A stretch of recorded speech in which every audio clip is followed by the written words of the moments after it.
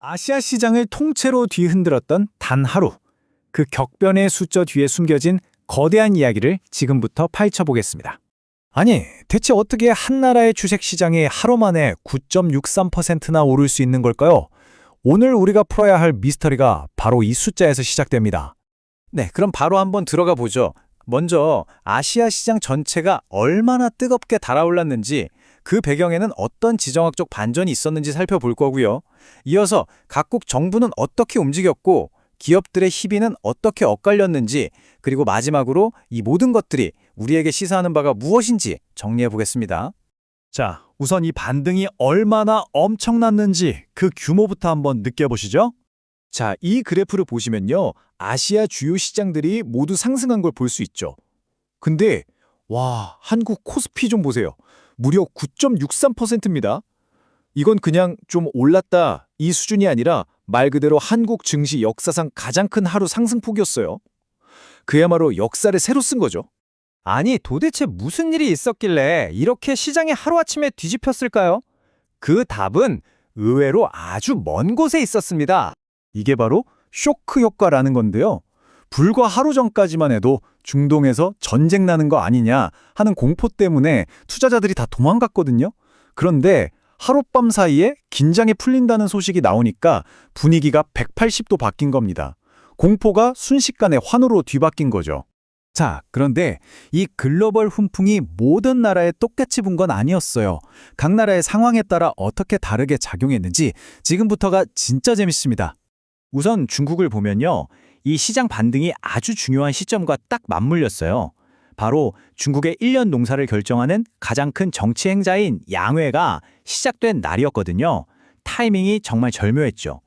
여기서 진짜 중요한 포인트는 중국 정부가 경제 성장 목표치는 좀 낮춰 잡으면서도 동시에 무려 4,400억 달러, 우리 돈으로 500조가 넘는 어마어마한 경기 부양책을 약속했다는 겁니다.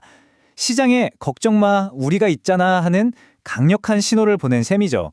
그런데 일본은 분위기가 완전 달랐습니다. 정부가 돈을 푸는 게 아니라 노동조합이 월급 올려달라고 목소리를 높이는 게 핵심이었죠. 이 5.94%라는 임금 인상 요구가 일본 중앙은행의 고민을 아주 깊게 만들고 있습니다. 그리고 한국은 어땠을까요? 당장 발등에 불이 떨어진 거죠. 중동 문제 때문에 휘발유 가격이 3년 만에 최고치를 찍으니까 정부가 부랴부랴 자원안보 위기경보까지 발령한 겁니다. 주식시장이랑 우리 현실 경제의 온도차가 느껴지시죠? 이렇게 시장 전체가 들썩였지만 모든 회사가 다 웃지는 못했습니다. 이 파도 위에서 누가 떠오르고 누가 가라앉았는지 한번 자세히 들여다볼까요? 일본의 시네츠화학 같은 경우가 대표적인 승자입니다. 다들 리스크 걱정할 때 우리는 미국에 대규모 투자한다 하고 발표해버리니까 주가가 그냥 달아오른 거죠. 위기를 기회로 만든 겁니다. 그런데 정말 아이러니하게도 한국에서는 정반대의 일이 벌어졌습니다. 코스피가 역대급으로 폭등하는 바로 그날, 올해 최대 기대주였던 K뱅크는 상장 첫날부터 파란불을 켰어요. 1% 하락 마감했죠. 시장 잔치에 초대받지 못한 손님 같았달까요?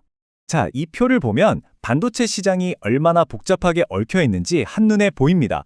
미국이 엔비디아의 중국 수출을 막아버리니까 중국은 당장 칩을 못 받게 됐죠. 그럼 그 남는 생산 능력은 TSMC가 엔비디아의 차세대 칩 만드는 데 써버립니다. 그런데 이 와중에 한국의 삼성전자랑 SK하이닉스는 AI 칩에 대한 기대감, 그리고 이때가 싸다 하고 달려든 매수세 덕분에 주가가 그야말로 폭발했어요. 한쪽을 누르니 다른 쪽이 튀어오르는 그런 형국이죠. 이 밖에도 많았어요. 중국 정부가 돈 푼다고 하니까 전력설비 회사들 주가가 급등했고요. 앞서 말씀드린 삼성, SK하이닉스는 11% 넘게 폭등했죠. 반면에 일본의 민간 로켓 발사는 또 실패했고 중국의 알리바바는 내부 문제로 골머기를 앓고 있었습니다. 시장 분위기와는 별개로 각자 자기 갈 길을 간 겁니다. 자, 정말 정신없는 하루였죠? 그럼 이 모든 걸 통해서 우리가 뭘 배워야 할까요? 핵심만 깍 정리해 보겠습니다. 첫째, 결국 가장 큰 그림을 그리는 건 글로벌 지정학이라는 겁니다. 저 멀리 중동에서 전쟁 날 것 같으면 시장이 무너지고 평화 분위기가 생기면 축포를 쏘아 올리죠. 이게 바로 마스터 스위치예요. 둘째, 스위치가 켜지면 그 다음은 각국 정부의 정책이라는 운전대가 방향을 정합니다. 그리고 마지막으로 셋째, 아무리 시장 전체가 좋아도 모든 기업이 성공하는 건 아니라는 겁니다. K뱅크의 사례가 그걸 똑똑히 보여줬죠. 투자의 현인 벤저민 그레이엄이 이런 말을 했죠. 시장은 근거 없는 비관론과 지속 불가능한 낙관론 사이를 왔다 갔다 하는 시계추 같다고요. 오늘 하루가 정말 딱 그랬습니다. 공포의 끝에서 희망의 끝으로 순식간에 움직였잖아요. 그래서 이제 우리에겐 이 질문이 남습니다. 이 엄청난 반등, 이게 과연 안정적인 시장으로 돌아가는 신호탄일까요? 아니면 더 큰 폭풍이 오기 전 잠시 숨을 고르는 고요함에 불과한 걸까요? 여러분은 어떻게 생각하시나요?